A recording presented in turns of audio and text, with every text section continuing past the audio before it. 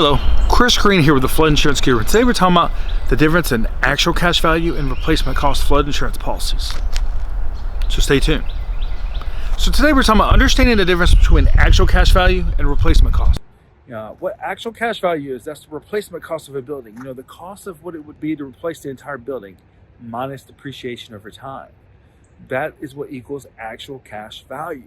Now the big difference is, say your house burns down or your house is flooded and you do have replacement cost, and the rebuild is $240,000. You've got that on there because you've got replacement with the National Flood Insurance Program or a private carrier. But if you've got actual cash value, you may only get $160,000 on this building, which may be very difficult to rebuild with. So that's one of the cautions of actual cash value on flood insurance policies. First of all, what is it? How do you protect yourself from it?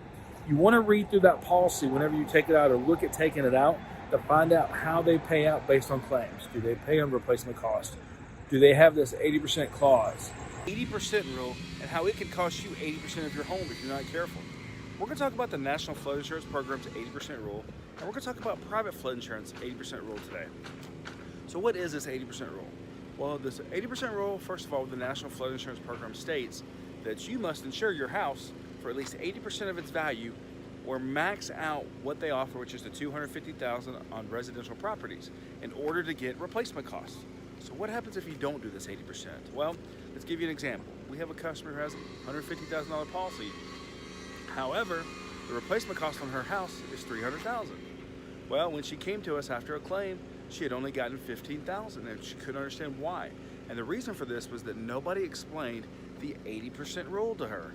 So what about private flood insurance? Well, it depends on the company that you're dealing with, but they have the 80% rule as well. Now, some of them don't go by the $250,000. They go strictly by the replacement cost. So if you got a $400,000 house, you need to insure it for at least $350,000 through the private market. Is there a requirement in order for you to get replacement costs on your loss settlement? So this is how the 80% rule works. Do they pay based on actual cash value? These are all things to protect yourself from, to make sure there's no surprises during a claim.